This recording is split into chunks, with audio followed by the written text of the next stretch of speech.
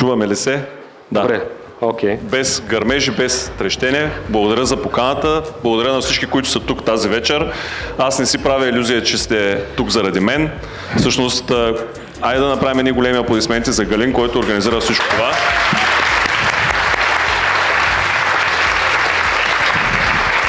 И всъщност аз познавам 5-6 човека, 5-6 познати лица видях тук тая вечер, 10 айде, всички останали съм сигурен, че сте тук заради него, така че благодаря за поканата и благодаря, че правиш нещо толкова хубаво за вашия град. Благодаря, Никола. Вярвам, че наистина, тъй като самия се занимаваш с организация на събития, знаеш колко е трудно и знам, че си искрен и наистина може да оцениш това, което се случва днес. Оня ден ме попитаха как е организацията на събитието голямото, което ти предстои, има ли стрес? И аз отговорих, като бременност е. Сутрин има стрес, след обед добре, вечер преди лягане малко гадене. Общо взето такова е, когато правиш нещо толкова голямо и отговорно, всъщност наистина е...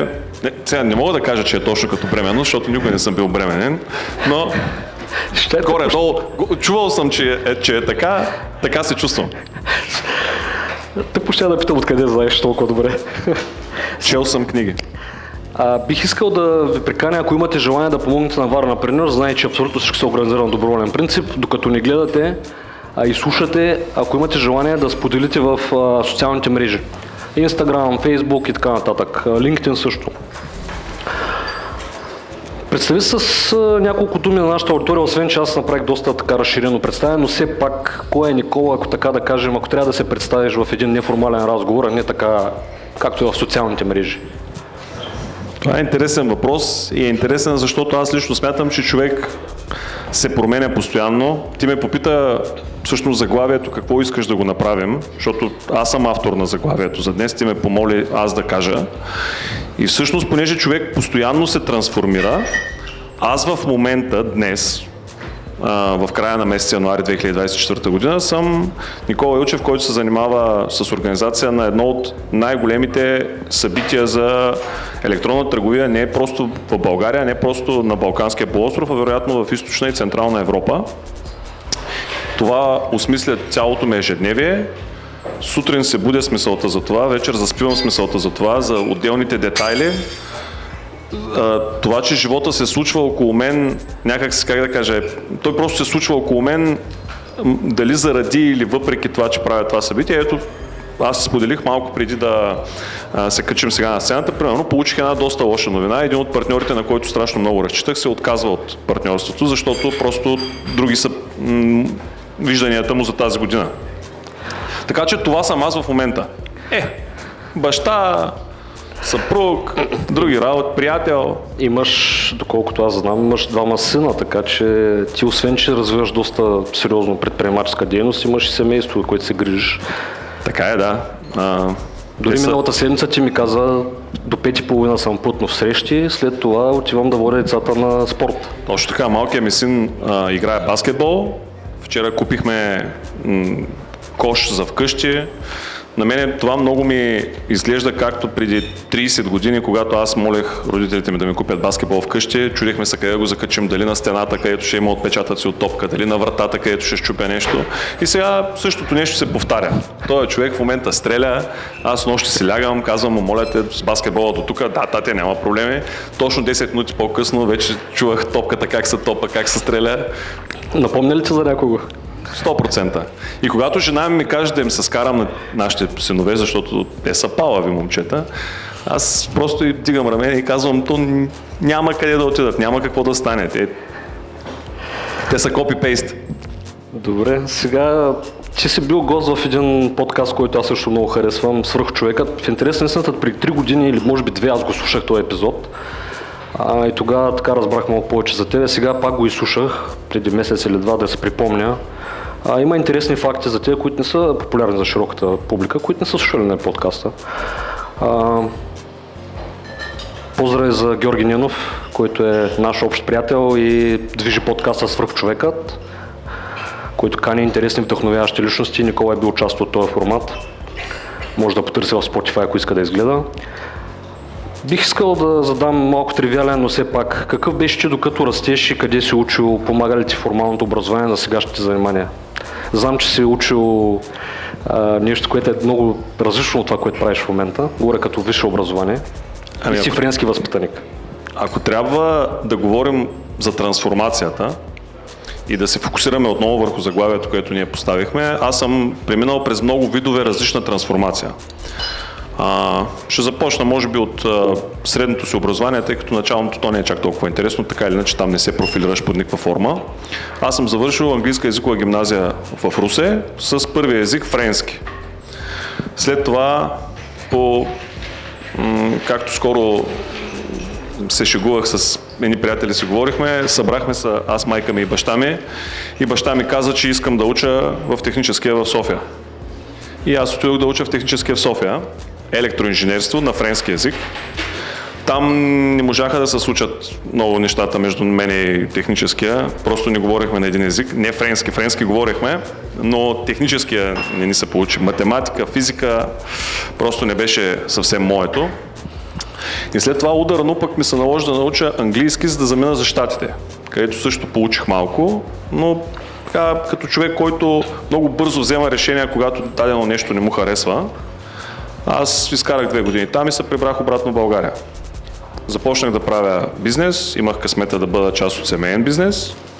Тогава много ми харесваше това, което работех и записах да уча същото, което работя, за да бъда тесен специалист в сферата, в която работя.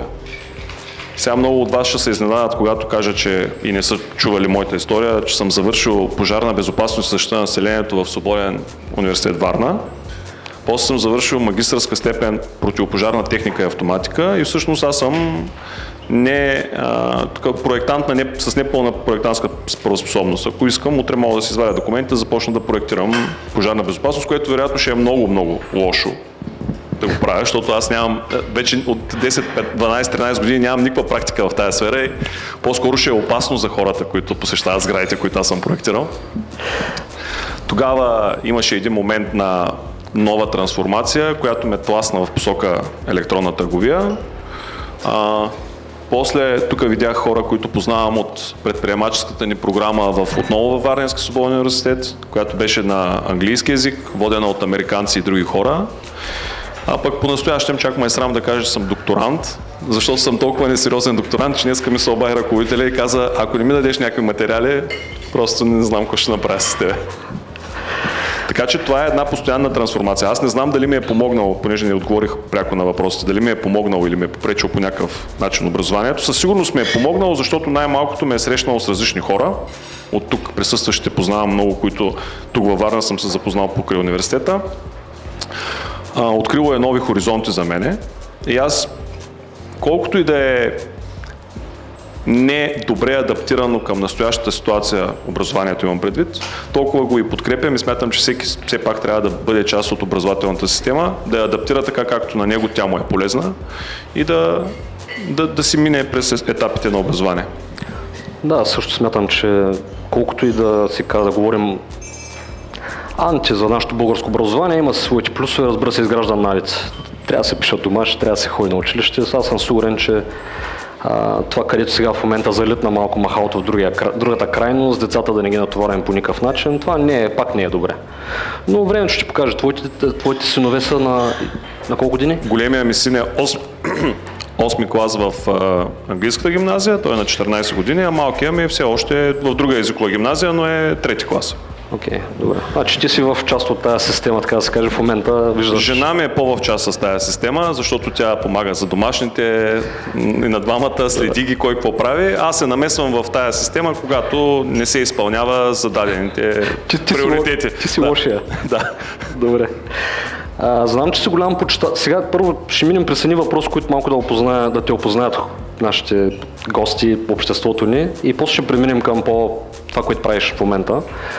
Знам, че си голям почитател на баскетбола. Откъде тази любов и колко е важно според теб да спортуваме?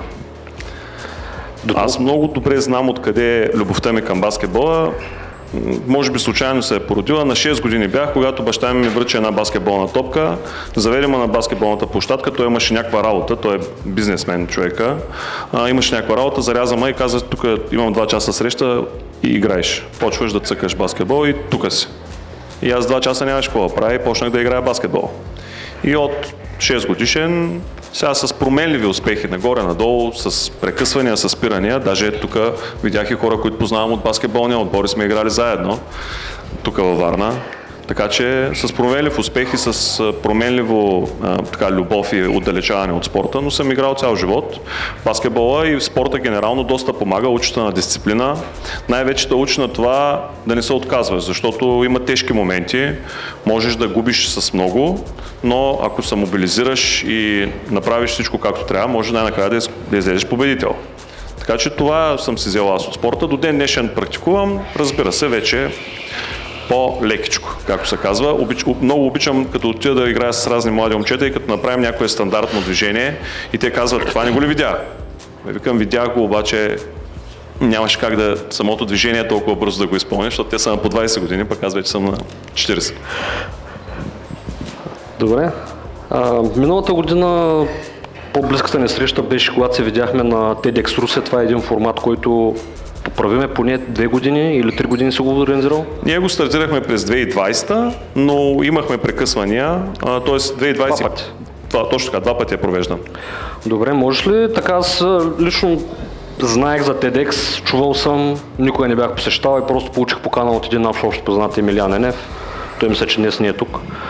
Не е тук. Да, не е тук. И по негова покана каза, Никола ще организира TEDx, заповядай. Дойдохме с приятели от Варна и беше много хубаво, запознахме се с други хора и това ми беше първата така среща и те видях в действие как камери, микрофони, пултове, организационни задачи и така видях как си в естествената си среда, когато организираш хора. Планирате ли следващата тази година да има отново и какво ти коства да организираш такова събитие?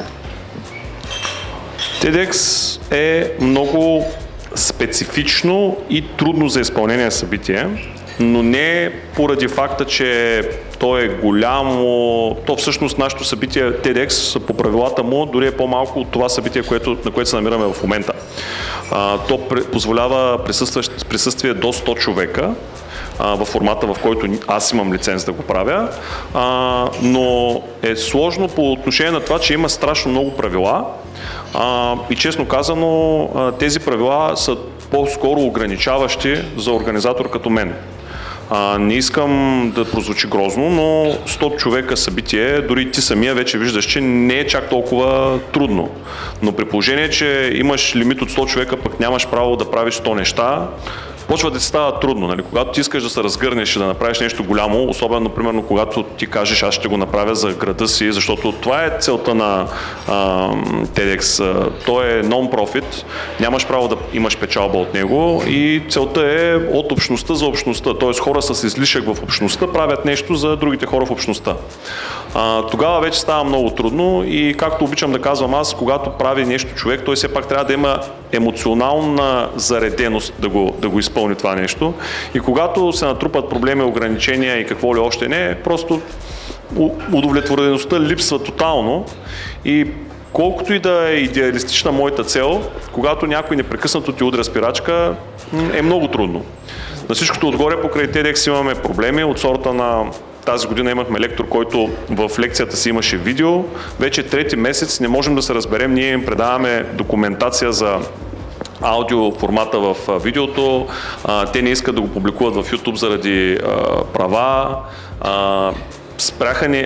Фейсбук ни блокира Фейсбук страницата на TEDx поради конфликт с техните community standards, което е абсурдно. И проблеми, когато нещо има толкова много проблеми, то колкото и да е полезно, ще направим Rusepreneurs и ще направим същата логика като на TEDx и ще го направим по-нашенски. Може да се каже, че правим ефекта почти същия, само че там има много повече лектори, нали, в един ден, където може да чуеш. Ще прегледаме после записите и не съм сигурен, че това може да го оставим в пълния формат, но не съм сигурен колко е коректно, че го казвам по този начин, но наистина, вижте, аз смятам, че е имало назад във времето TEDx в Варна. Има, миналата година обаче мисля, че не е имало, аз самия не съм присъствал, но знам, че има хора, които са организирали. Събитието е хубаво. Начинът, по който те ти дават направление да го изпълниш, не е лош, но наистина има много ограничаващи фактори, които го превръщат в кошмар за организаторите. Мога да се представя. Пък и ти си доста, как да кажа, ти си изглеждаш свободолюбив и когато те вкарат много голяма рамка, изглежда, че това почва да те тежи. Имай предвид, че мене лично, като видяха каква е дейността ми, вместо да ми кажат супер, ти правиш много събития, ние ти се доверяваме, направи го по най-добрия начин и няма да те лимитираме в 100 човека, те ми казаха, подпиши ни декларация, че няма да направиш нещо, с което твоя бранд e-commerce Academy да превземе от нашия бранд. Окей, разбрах. По принцип има логика.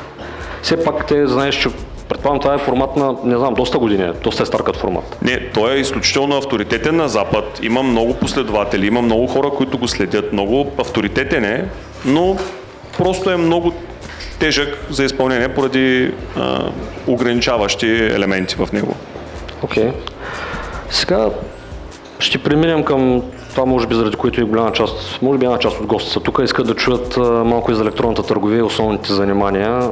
Сподели си за твоя път, как започна с Аз съм чувал историята, нали, в подкаста, но където си гостувал и други интервюта. Разкажи как започна с електронната търговия и защо.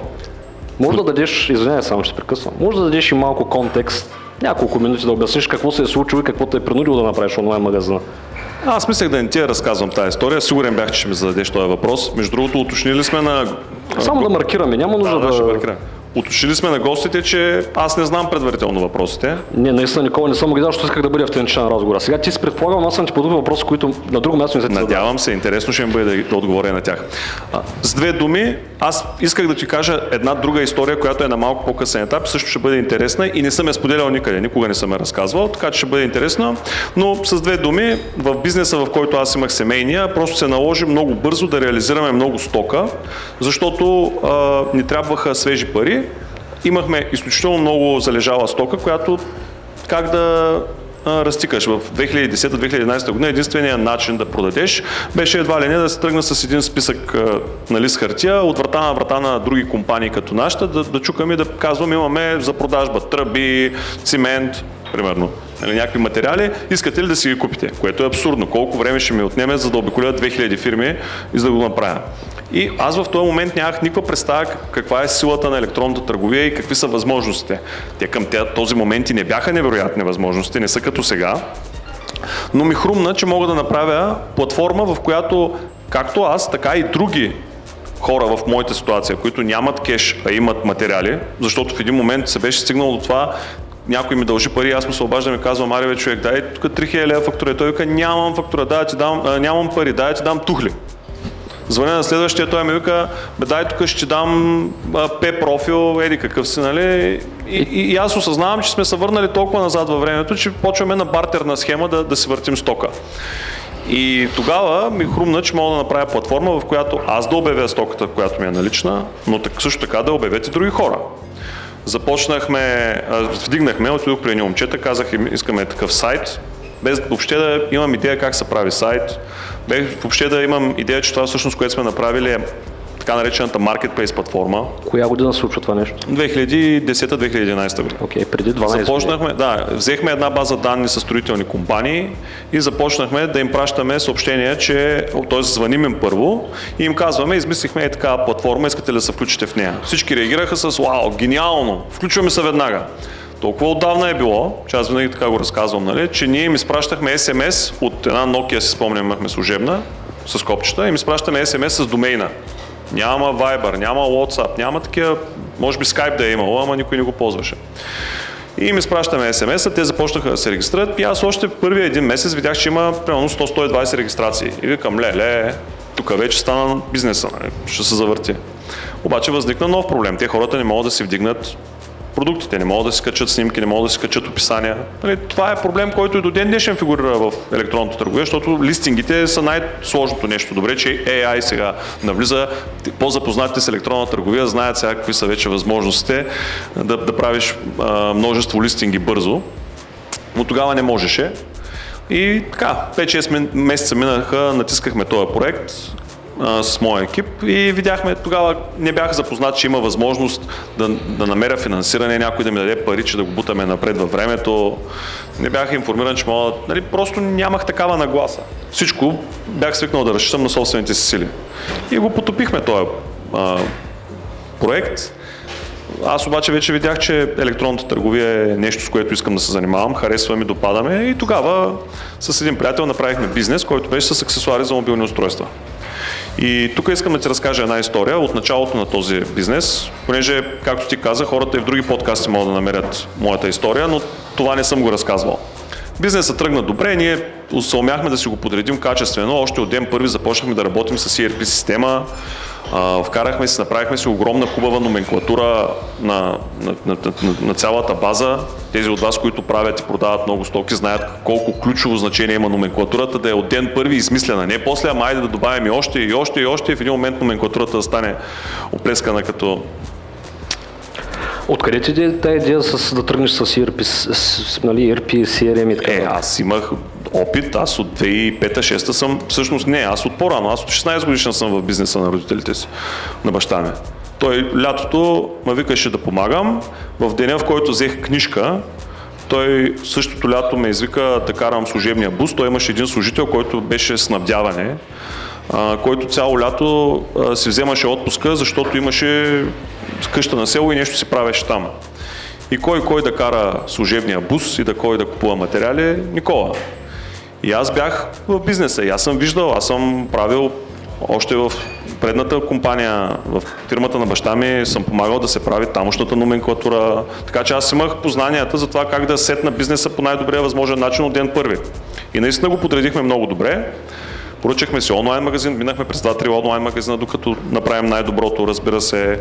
Поръчахме си стока, правихме комбиниран както наш внос, така и купувахме стока от доставчици в България. Изобщо беше супер добре подредено всичко. Защото казах, че са минали през 2-3 магазина, смятам, че това за хората, които искат да правят онлайн търговия. Аз самия съм имал малки магазини, знам през кои платформи мина и това е много такъв специфичен въпрос, но коя платформа сега би препоръчал за един стартиращ или среден бизнес? Без къстъм. Къстъм е вече, ако имаш ниво и нуждата от нея. Нашите първи магазини бяха 2 къстъм и третия беше на една платформа, която беше пак къстъм направена от компания, която обаче после просто беше го мултиплицирала тип SaaS, нали, тип готово решение. Тогава не съществуваха... CMS? Тогава не съществуваха тези платформи, които ние в момента познаваме. Истината е, че ги нямаше. Нали, може би Shopify да е имало, но не мога да кажа, но ние примерно не сме искали да е Shopify, защото си имахме някакви изисквания и отидохме при едни момчета и примерно много интересна история с тези момчета е, че те бяха от Русе, направиха нашия онлайн магазин и сега аз, понеже много са ровя, непрекъснато искам някакви новости и казвам, пичо, айде да направите еди какво си. И Мартин се казва собственика на фирмата и Мартин казва, ние мога да го направим, обаче ще ти струва 5000 лева, защото знаеш, програмисти, часове, и сега аз съм платил за целия магазин 1000 лева, той ми иска 5 да ми направи примерно някакъв бутон там, нещо по-къстъм. Втори път, трети път така, и аз се ятосах и намерих всичките му клиенти в Русе, станах приятел с тях и всеки път, когато ми хрумне нова идея, отивам първо при тях и викам, вие какво мислите, искате ли да вкараме такъв тап тук в магазина или пък такава функционалност искаме? И му се обаждам, викам, Мартине, 30 от твоите клиенти искат тази функционалност. Може ли да я въведем? Мисля, че той вече, тогава по това време вече започва да им те харесва. Той според мен тогава вече се отказва от електронната търговия. Реши, че с хора като мен не иска да се занимава. Но не, аз съм на този принцип. Аз когато нещо трябва да ми се случи, за да подобри бизнеса ми, да подобри начина, по който ми се случват нещата, аз ще мина през огън и вода, за да го направя. Ако затворят вратата, ти влизаш през прозорец. Да, нещо такова. Така че, да, каква платформа бих препоръчал в момента, това е най-сложният въпрос, на който Казвам, стартираш бизнес. Окей. Има ли смисъл да тръгват хората да правят къстъм решения, още от самото начало? Не, виж, има много платформи, които можем да ги наречем полуготови. Те не са готови, защото все пак има нужна работа по тях, но ако си стартираш бизнес, всъщност за тебе е най-важно скоростта, с която ще навлезеш в това да продаваш. Фактически скоростта, от която започнеш магазина до момента, до който направиш първата продажба. И понеже тази скорост е важна, на тебе ти трябва много бързичко да сетнеш нещо. В България има чудесни платформи за това. Да казвам ли имена сега? Разбира се, аз не мисля, че има... Добре, Gomba Shop е една такава платформа, Gomba Shop, Merchant Pro е такава платформа, CloudCard отиват в момента в по-премиум сегмент. Те са пазарени на OpenCard, мисля, че? Или те вече преминаха на къстъм? Те отиват, променят малко модела, но CloudCard доскоро бяха такива. Всичките тези компании, които цитирам, са страхотни. Какво ще кажеш за Как се Magento? Magento е нещо съвсем различно, въпреки че и там вече има компании, като Stenic да речем, които разработват техни собствени теми, хайде да ги наречем теми, които са доста облегчени и могат да ти я предоставят и да започнеш работа от ден първи. Но те не са за начинаещи, защото при тях сега няма да не цитираме суми, защото примерно с тях, като сме си приказвали в частни разговори, те винаги... От 50 нагоре почва. Не, дай да не казваме суми, защото ще заблудим хората. Не е точно така, но виж, скоростта на започване е важна. И разбира се, бюджета, с който разполагаш, да си го разпределиш правилно, защото много хора се хвърлят да си направят магазин и после викат, ма то магазина после трябва някакъв трафик да му докараме. И не са си предвидили бюджет, с който да си платят трафика, който да дойде на магазина. И тогава вече идва ролята всъщност на един консултант, който да ти обясни кое как се прави, защо се прави, какво можеш, какво не можеш. Или пък аз винаги съветвам, защото аз лично не бих се нагърбил да речем да препоръчам консултант. Аз винаги съветвам някой, като иска да прави електронна търговия, да отиде да поработи няколко години в някой голям онлайн магазин. Сега няма да давам примери от тук, защото ако кажа отидете да поработите в Ардес, Митко ще каже, ти сега ще ги съветваш да работят 2-3 години за мен и после да избягат. Да крадат ноу-хау. Да.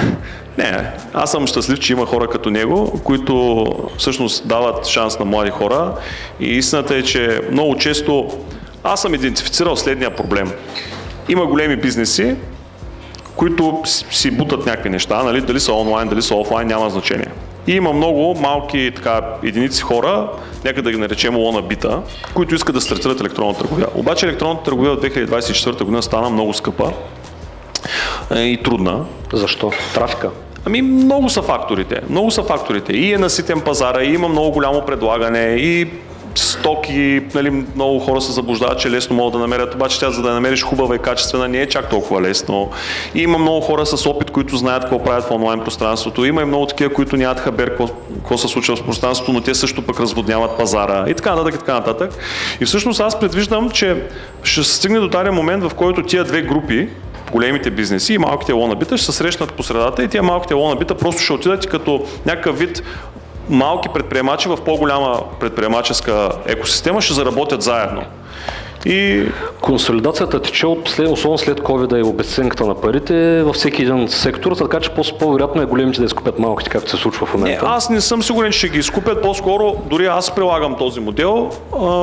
Аз на много места разказвам, ние в нашата компания имаме един назначен служител, а правим доста сериозни неща. Защо имаме един назначен служител? Защото всички, които работят за нас, и хора, които публикуват съдържание, и дизайнери, и контент креатори, и хора, които управляват различни неща, те просто са подизпълнители. Те в края на месеца предоставят информация за работа, която са свършили, ние я одобряваме, казваме да, не е така и те издават фактура.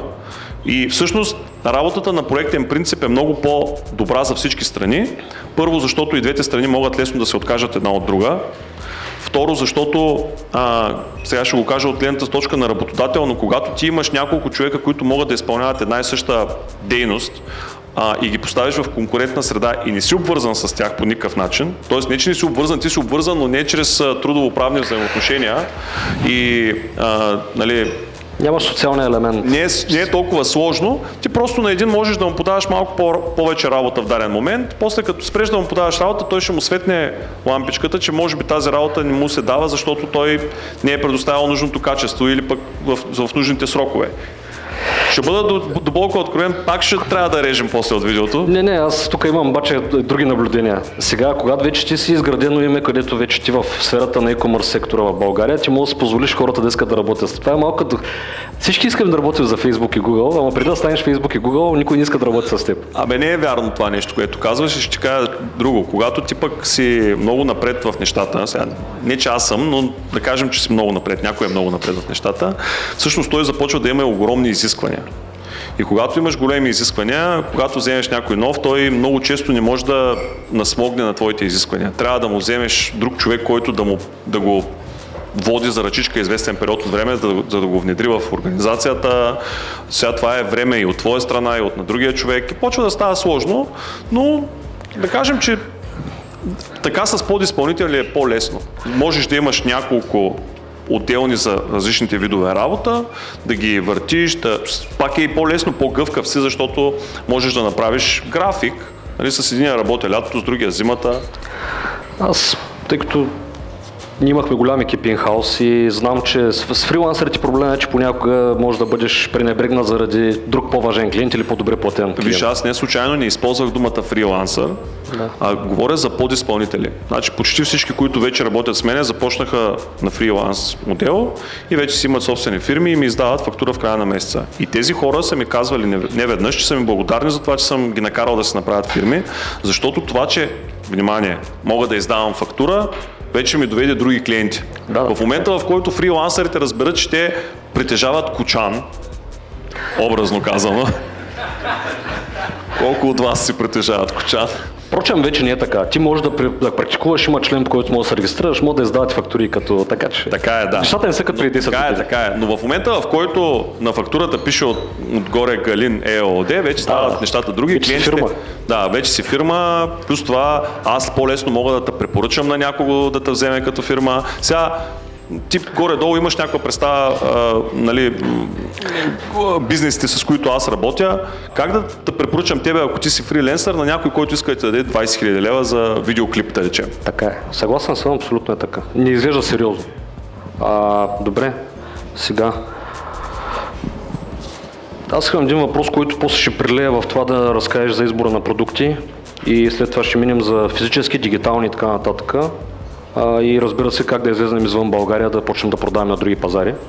Обаче преди това, тъй като един път ти попитах, добре, Никола, ти какво правиш точно? И ти ми каза, всъщност голяма част от хората в България, които искат да правят нещо свързано с, говоря малко по-мащабно в онлайн търговията, почва се едно звънение, познати приятели, накрая 3-4-5 обаждане, накрая всеки победи се на Никола. Можеш ли да ми обясниш, защото така искам тук и други хора да го чуят, без разбира се да не го нападнете сега, да му запалите имейла и телефона. Какво точно ти, в какъв аспект помагаш на хората, които се искат да... Тоест, каква перспектива или с какво точно ти си най-полезен на e-commerce общността в България?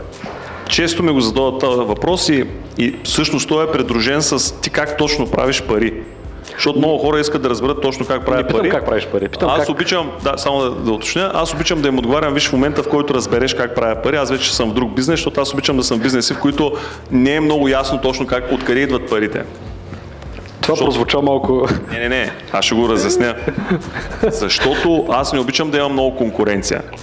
Защото когато си с много конкуренция, вече трябва да говорим за малко пари. Така, шегата на страна, това, което аз правя е... има си определение, казва се Community Building. Нещо като това, което ти правиш във Варна, само че аз съм се фокусирал в конкретна ниша, в която аз съм доста добър експерт. Разбира се, по-малко експерт сега, отколкото преди 7-8-10 години, защото тогава, когато ти всеки ден имаш ръка на пулса на електронната търговия, имам предвид на конкретния магазин, който работи, има някакви технически неща за изпълнение и вътре има и SEO и управление на реклами и какво ли не. Ти си много добър, аз към настоящия момент си признавам честно, аз бизнес акаунт не съм отварял, може би освен да сложа картата за плащане от много време. Има си хора, които свършат това. Google реклама не съм пускал от много време, има си хора, които пускат това, нали, правят това за нас. Това, което аз правя е организирам множество неща в сферата на електронната търговия, като създаване на полезно съдържание, организация на големи събития, на малки събития правим и такъв тип събития от време на време, които са чисто нетворкинг събития, на които буквално в началото има едно благодарствено слово от 30 секунди от моя страна да благодаря на компанията, която плаща напитките и храната, и след това е pure networking. Хората просто си вървят по маси и аз им давам едно условие да се тръгнат с минимум 5 нови познанства от залата, от заведението. Създаваме условия бизнесите да са по-добри чрез нашия конкурс, който хората кандидатстват, има критерии, в които ги оценяваме.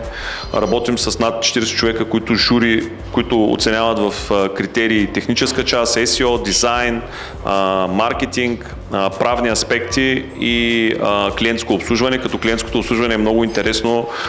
Ние правим поръчки в магазините, след това започваме да им създаваме казуси. Започваме да искаме замяна, връщане на пари, виждаме как реагират на различните казуси, които правим. В края на конкурса, да, от една страна е наградата на победителите, а от другата страна е всъщност обратната връзка, която абсолютно всеки един от кандидатите получава, и то в един много хубав репорт по категории. Оправете си това в SEO, оправете си това по отношение на общите условия, оправете си това по отношение на съпорта, и това помага на бизнесите да са по-добри.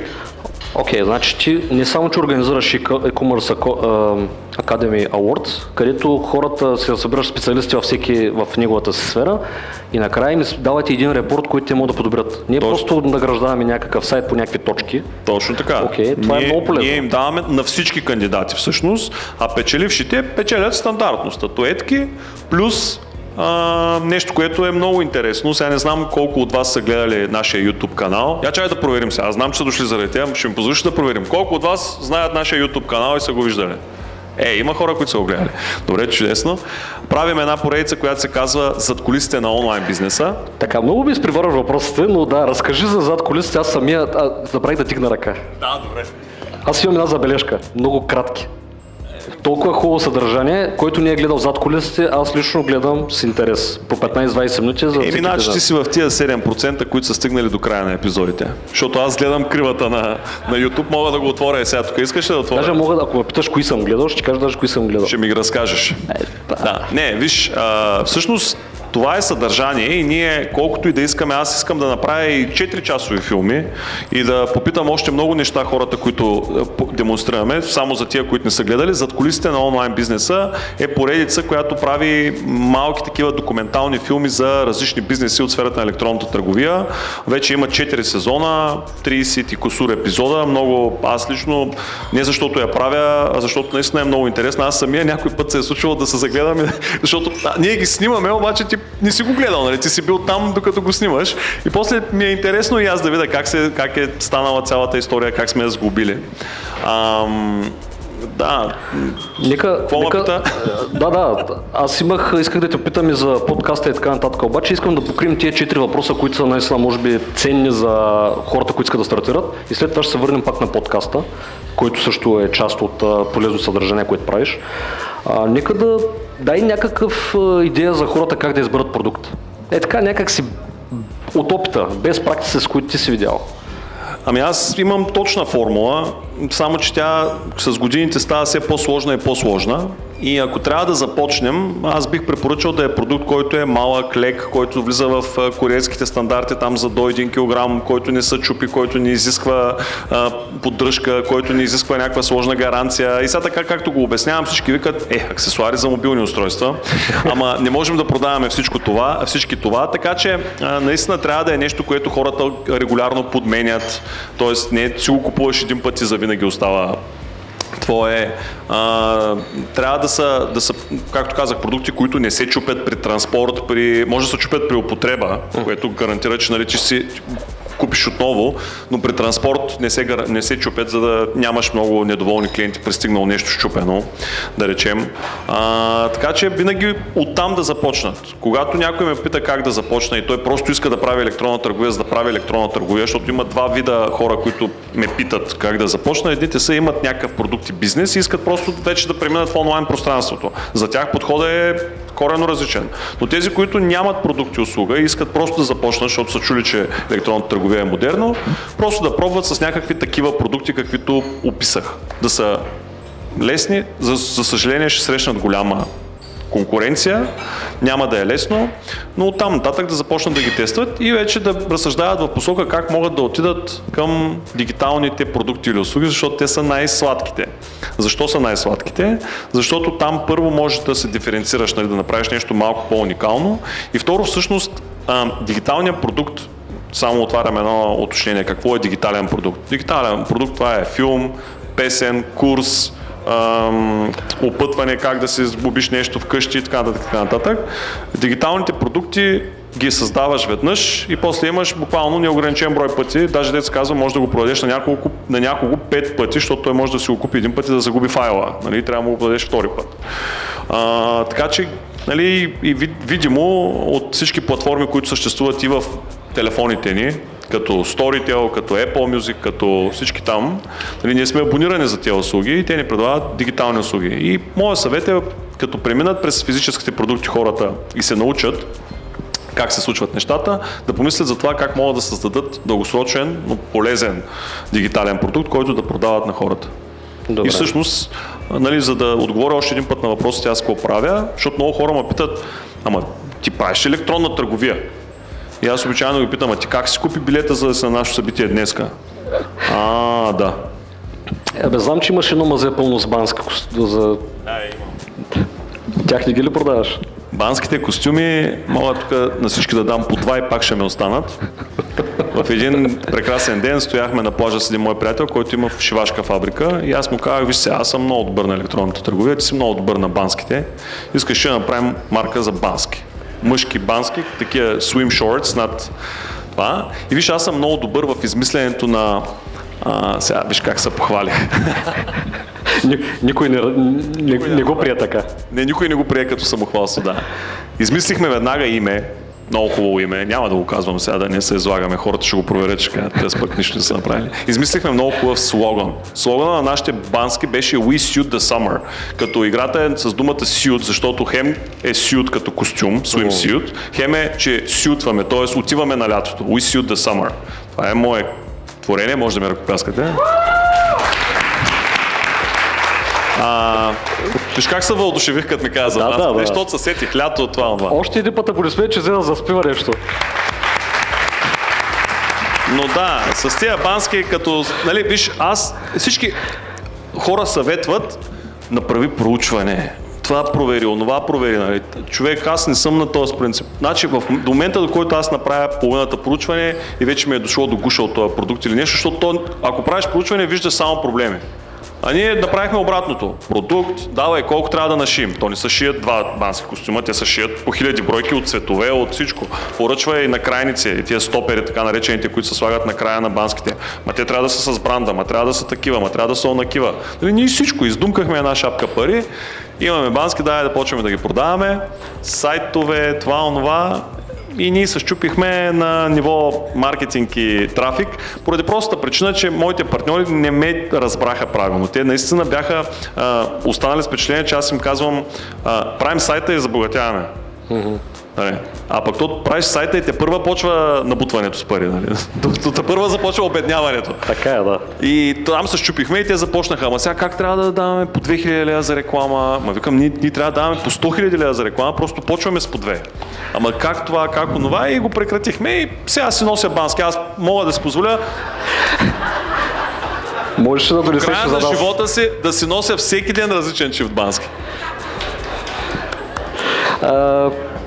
Okay. Но продажбите, които направихме, само да кажа, избиха първоначалната ни инвестиция. Ние инвестирахме около 40-50 хиляди, примерно нещо от това. Тук продажбичка, там продажбичка, на приятел, на това, онова. Между другото има едни момчета от Силистра, не ги знам точно с какво се занимават. Всяка година ми се обаждат до ден днешен, обаче те изкупиха съответния цвят, защото те си купуват по 40-50 модела от един цвят. Изкупиха го, този цвят свърши. Чакайте да разкажа тук една много... Може би не искам да знам какво прави тия момчета. Имаме ли време? Една много интересна история искам да ти разкажа. В принцип имаме време, аз може 2 часа да откарам с тебе. Ако хората, може да гласуваме по някое време, дали да продължим. Затова трябва да е забавно, така че позволиме да разкажа тази забавна история. Намираме един плат, уникално изгоден на цена, много хубав, бързо съхне, всичко му е точно, за банските става въпрос. Шием бански и аз вземам 1-2 чифта и заминавам на море с тях и бяхме на Оазис, тук долу под Лозенец. Под Лозенец, да. И в басейна се къпя с децата и излизам от басейна и моята жена се втурва с една кърпа срещу мене и почва да макри. Викам, жена, какво прави, спокойно, ще се забърша, не се притесняе. А се оказва, че този бански прозира. И на мене ми се виждат всички подробности. И сядам аз и тя вика, закри се, такова, това, онова. И до нас стои една жена и вика, ама ви какъв е проблема? Викам, остави, проблема е, че имаме 4-5 хиляди чифта от този бански. И той прозира. И тя вика, а вие знаете ли, че ще има хора, които точно заради това си го купуват? Не продадохме много. Просто не ги намерихме тия хора. Сигурно креатива ви не е бил добър. Да. Трябва на нудистски плаж да някъде. Щяха да ни затворят страницата. За entry level нудисти може би щяха да свършат работа. Точно. Добре, за локално към глобално. Какво би посъветвал хората, които продават в България, искат да започнат да продават навън? Сега знам... Да започват от утре. Това да, но разкажи в момента какви възможности има от България да продаваш навън. Не, първо искам да ти кажа защо казах да започват от утре. Защото отвънка вече идват хората. Тук има хора, които се занимават с електронна търговия и знаят много добре. В България има изключително много вече чужди бизнеси. В нашия конкурс миналата година спечели една от категорията спечели един чешки бизнес, за който ще правим зад кулисите на онлайн бизнеса епизод. И навлизат много чужди компании. И българския бизнес трябва веднага да започне да мисли какво да прави, не да си стои тук в България на един пазар от... Аз не искам да казвам цифрата, колко според мен е активно пазаруващото население на България. Колко? 200 хиляди? 300? 400? Не е чак толкова малко, но около 700 хиляди. Аз между 700 хиляди и милион да е активно потребяващо, като тия 300 хиляди до милион са по-скоро от време на време купуващи нещо. Като в това число влизат и хора, които си поръчват храна за вкъщи, почивки и т.т. по интернет. Иначе, според мен, истински пазаруващи са 450-500 хиляди. И ако българския онлайн бизнес иска да разчита на нещо по-сериозно, мигновенно да излиза в Гърция, Румъния, Унгария и така нататък, и за да завладява нови пазари, защото ще се окаже в собствения си капан, притиснат от чуждестранни бизнеси, които са много добри, изключително добри сайтове, изключително добър маркетинг с киси, дълбоки киси, защото те оперират на по 5, 6, 10 пазара. И сега сигурно ще издам една тайна и се надявам, че няма да се наложи после пак да го отрежем. Но един от куриерските оператори ми каза тази година, предходната, извинявам се, че най-силният ден в техния оборот въобще в компанията е първия понеделник след черния петък, ама последния черен петък, последния ден на черния петък, т.е. последния петък на ноември. Кибер Мандей? Моля? Кибер Мандей. Не. Най-силният на влезли пратки, защото тогава всъщност са им са наляли пратките от чужбинските сайтове. Т.е. от тия, които българите са накупили стока от чужбина.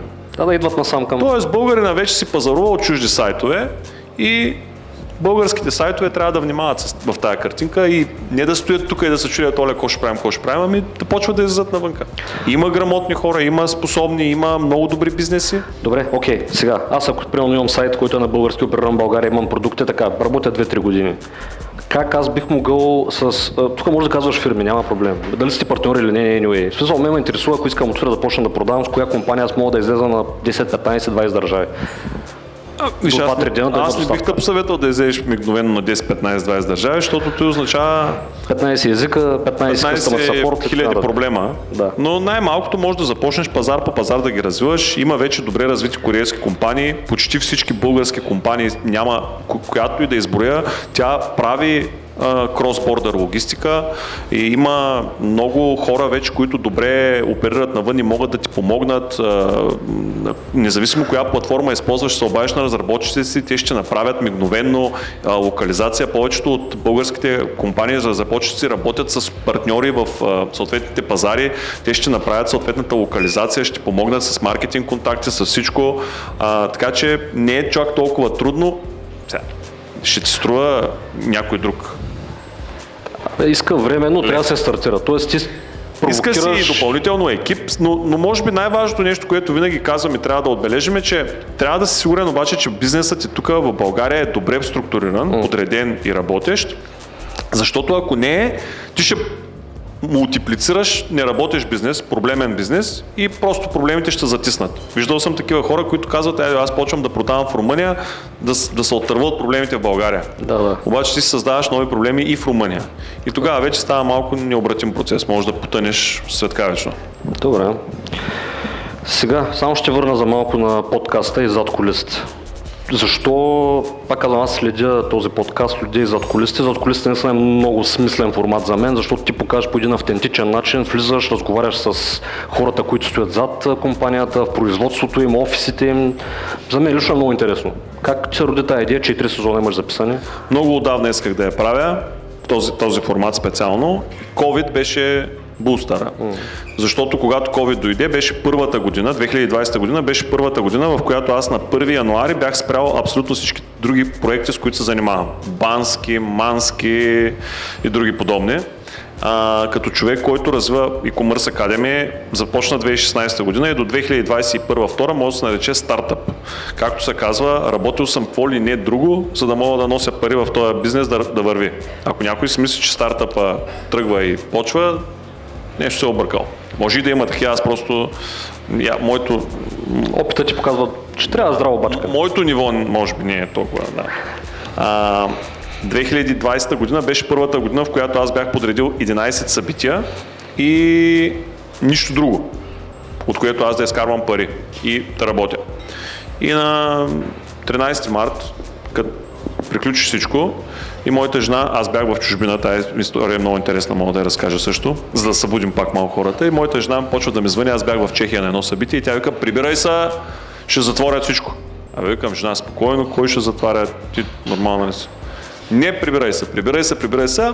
И аз поне съм смелчага, такъв ме от много малко неща ме е страх. Ако искаш, мога да ти кажа от кого ме е страх, или може да го оставим за финал. Добре. Не, от жена ми не ме е страх, обаче почнаха лектори да напускат. Марти, това не го режи. Да. Знаеш кой, я го изрежи. Другата седмица ще се чуем да видим. Не ме е страх, ама по-добре да не чува. Почнаха лектори да се тръгват, почнаха всичко живо да се омита от конференцията и аз викам, аз какво да правя тук сам. Плюс това, всъщност страха ми беше, защото аз живея в Русия и пътувам през Букурещ, летя обичайно през Букурещ. И си викам, те сега ще затворят. Аз по един или друг начин ще се прибера до България, обаче колата ми ще остане в Букурещ. И аз докато стане време да се я прибера, може да струва таксата, билета за паркинга да струва повече от колата, я да се прибирам. Аз пренасрочих си полета, прибрах се и всъщност аз бях една от последните коли, които влезе през Дунав мост, зад мене падна бариерата и затвориха всичко. И аз ще правя 11 събития и жена ми вика, ти какво ще работиш сега? Викам, ще видим понеделник, ще го измислим. И как? Нали, събития това, викам, не, събития очевидно няма да има, защото затвориха. И добре, в събота ме пита, какво ще правиш? Викам, чакай, жена, понеделник е далеч, ще го измислим, неделя пак идва при мене. И понеделник аз дигнах телефона, за радост моя, всички партньори, с които, всъщност това беше и първата година, в която си бях подписал договорите още в декември и си бях събрал парите за цяла година напред от партньорите, за да мога да имам фронт да работя. И аз им се обадих и им казах, вижте сега, очевидно събития няма да има за сега, но до седмица ще дам решение. Моите партньори се оказаха разбрани, имат ми доверие, казаха, спокойно ще го измислиш. И всъщност тогава аз реших да натисна тая поредица зад кулисите на онлайн бизнеса и им казах, понеже няма да правим събития, да обърнем в друг вид съдържание. И тогава всъщност дойде и момента, в който буснахме доста канала, YouTube канала. По време на COVID правехме всеки ден в 3 часа една поредица, която се казваше "Остани в къщи", в която канях различни хора да разкажат как те преживяват ситуацията, защото те бяха в дигитален свят. Всъщност не само в дигитален, аз бях поканил и хора, които имаха заведения, различни. И така се роди, така започна поредицата, но тя ми беше много стара мечта да направя нещо подобно. И ако искаш, сега ще издам една малка тайна. Тая година за първи път ще снимаме в Чехия с 2 чешки бизнеса, които са работещи в България, но плана ми е след това, 2025 година, да започнем да го правим с международни компании и на английски. Окей.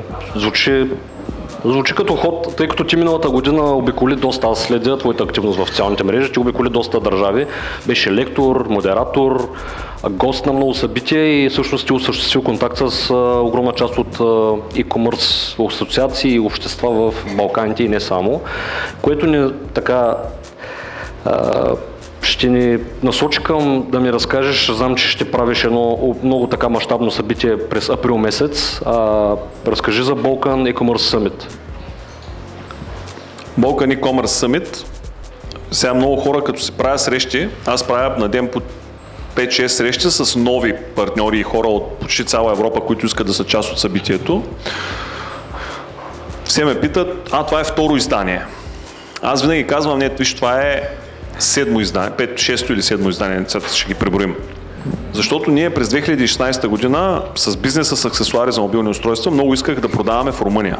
И когато направихме 2015 края един много силен черен петък в маркетплейса на EMAG, може би тук е важно да уточня, че ние тогава бяхме първия маркетплейс партньор за аксесуари за мобилни устройства. Пак ще спомена Митко, ама те май бяха първия IT партньор на EMAG. И бяха 4-5 фирми. Митко, сега че кажеш Митко, но собственика на RDS.BG. Господин Димитров от RDS.BG, да. Те бяха първия партньор за компютърна техника и IT техника. Имаше още един спортен бранд, 3-4 компании. И аз като чуя, че някой продава някъде, и аз трябва веднага и аз да почна да продавам там. И си спомням много добре, пише един имейл: добър ден, аз казвам Никола Вълчев, продавам това, искам да продавам в EMAG, няма отговор.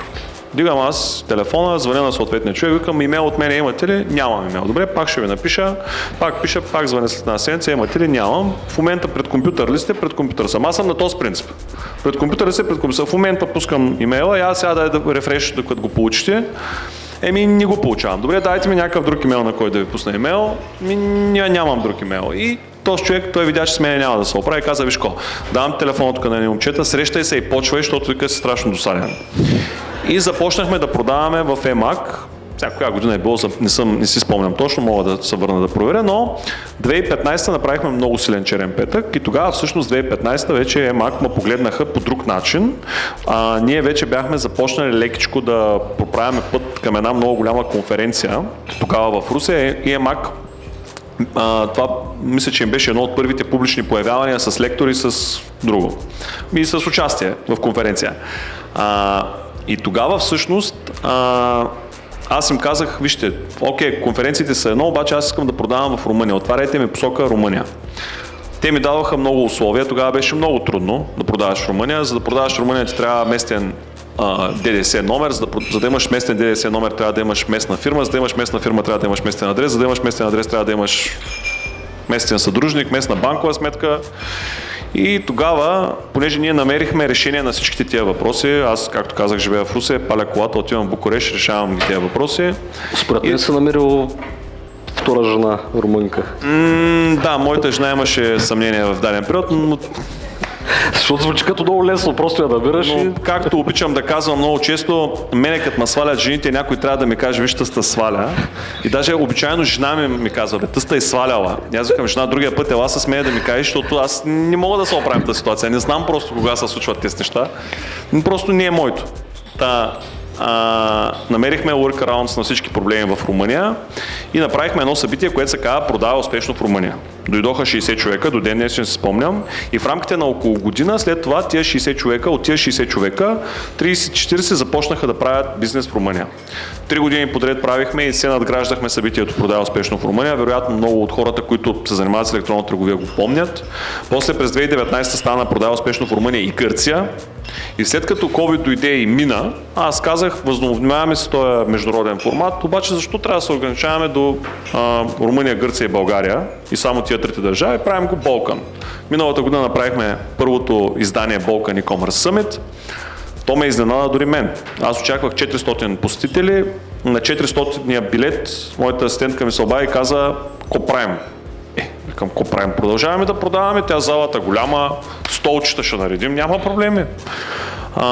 И дойдоха 560 човека. След събитието толкова, с 34 изложители в експото. След събитието толкова много обратна връзка и толкова много хора се свързаха с мен, откъде ли не в Европа, че аз казах: "Опа, тук сме нацелили правилния модел, правилната тема, правилната посока", и всъщност тази година стягаме събитие с 150 изложители, т.е. експо присъстващи в компании, в Арена София, което е бившата Арена Армеец, очакваме над 2000 посетители и много интересни неща, апликации за комуникация по време на събитието, за нетворкинг зони. Кога ще бъде събитието? На 4 и 5 април, като разбира се, към него си вървят и много интересни други успоредни събития. По време на презентациите на голямата сцена ще има малка зала с workshop-и, ще има зони за отдих, кафе, напитки, храна. Вечерта на 4 ще има голямо балканско парти, за което правим специална програма. Правим цялостен експириенс. Ние не правим събития, ние правим цялостен експириенс на който хората се срещат, научават нови неща, създават нови контакти, забавляват се и в крайна сметка, като си тръгнат, моята цел е да си кажат, аз искам 2025 година пак да съм на това събитие. Окей. Тоест, който иска, може да научи повече в Google или пък да последва Никола в социалните мрежи. Balkan, как беше сайта? balkanecommerce.com. Окей. И тук има много интересна история, ама да не я разказвам. Добре, аз искам да минем през 2-3 въпроса, които са малко по-извън тази част. Първо, сега ти наистина смятам, че си го направил това нещо. Обединил си доста хора, тъй като си ми обяснял как компании, които не се понасят, не ходят на едни места, правят си уговорки винаги. Той ще дойде, он няма да дойде. Основни партньори на нашето събитие са Speedy, EU Shipments, FedEx, Same Day и други. Но тия 4 компании, Afan Courier от Румъния, тия 5 компании, те по принцип като чуят, че някой от другите ще присъства и казват, ние няма да дойдем. Защото те са преки конкуренти и са си преки конкуренти и си вземат бизнес всеки ден една на друга. Да. Аз съм много щастлив, че доживях до момента, до който мога да ги лисна всичките, логата им да са едно до друго. Те обичайно имат изисквания, нашето лого не може да е до логото на еди кого си. И сега са едно до друго и нямат проблеми с това. Добре, като човек, който не се наградиш и си го изградил това общество и продължаваш да влагаш супер нова енергия, говоря за e-commerce обществото в България. Сега тук има супер много хора, аз постоянно говоря за общество, аз наистина го вярвам и вярвам, че то ще се случи просто през примера и през това, като ние постоянно се събираме, общуваме и изграждаме дългосрочни връзки. На тебе от него 5-6 години, ние го правим от една година, така че след 3 най-вероятно ще бъде на друго ниво. С какво примерно, има ли нещо, което ти би искал да се обърнеш към това общество, нещо, което може да ти помогнат на тебе? Говоря не знам, или някакъв призив. Какво си забелязвал, какъв е проблема на хората да се обединяват, защо не се обединяват? Моето мнение е, че по принцип за да се обединяват хората, имат нужда някой да създава условия за тях да се обединяват. Те не знам как биха могли да се обединят сега тия всички хора, ако ти не си създал нужните условия да намериш подходящата локация, да създадеш някаква тема, която да им привлече вниманието. Най-важното нещо за всеки един човек е неговото лично време, пространство, неговата личност. И за да инвестира той, да отдели от това свое лично време, трябва да се създаде условие, според което той да каже, да, аз сега ще платя с моето време, за да отида там. Събитието е безплатно, хората идват напълно доброволно. Ти си създал тия условия и това, което аз мога да им кажа, не за да ми помогнат на мен, а за да помогнат по принцип на хора като теб, като мен, които създават общества, бъдете по-активни и изразявайте подкрепата си към хората, не само с отиването на дадено място. Аз много завиждам на хора, които имат последователи жени. Сега ще обясня защо. Жени, да изчакаме ли малко да смениш батерията? Това ще го кажем тайно. Или да кажа пак, че не ме е страх от жена ми. Кажи само на мене. Между другото, на Варна Премиорс, тъй като аз събирам фидбек, сега скоро не съм гледал, но последно имаше около 35% от посетителите са жени, което това за мен е голям... Слушай се, аз много завиждам на хора, които имат последователи жени, защото те пускат нещо в социалните мрежи, отдолу браво, страхотно, сърчица, коментари. Мене ме срещат хора на улицата и века, човек, то с последния епизод, дед го направи със серия, кой си брутален, до съм го гледал, даже втори път си го пуснах. Аз викам, добре, напиши отдолу, много хубав епизод, на мене ми трябва твоята реакция. Какво да пиша сега? Ама викам, ако не ти хареса, ще напишеш пълна боза, нали? Много ясно. Да. Затова...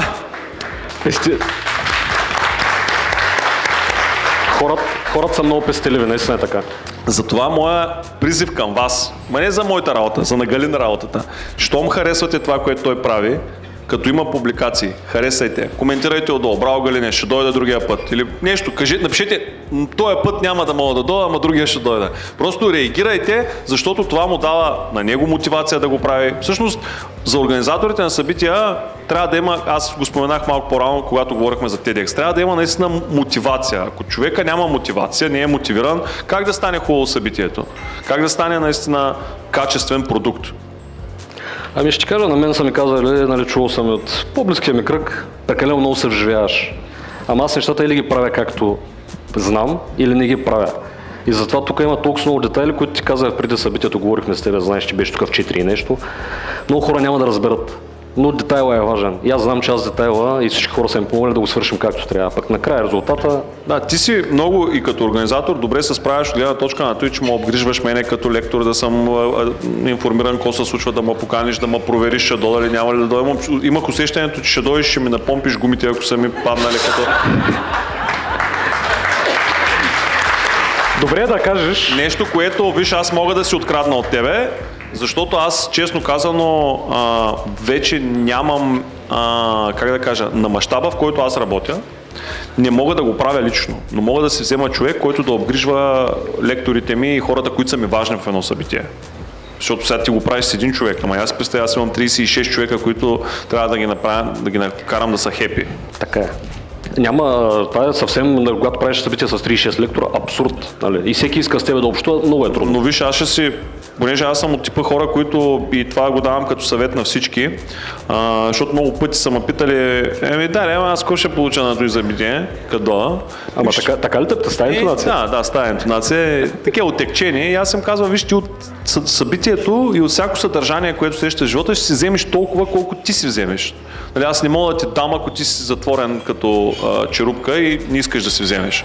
Така че ако, нали, хората искат да се развиват, трябва да си вземат. И аз това, което ще си взема е това, което ти казах. Аз ще си назнача сега човек в следващите 2 месеца, който да обгрижва лекторите и всички, които са ми важни на събитието, за да съм сигурен, че те ще са щастливи и после ще ме похвалят, защото това е много, много важно. Сега, колкото и да си прикараме глупости, всъщност когато... Не глупости, извинявам се, колкото и да си кажем, когато хората се тръгнат от твоето събитие, е важно какво говорят.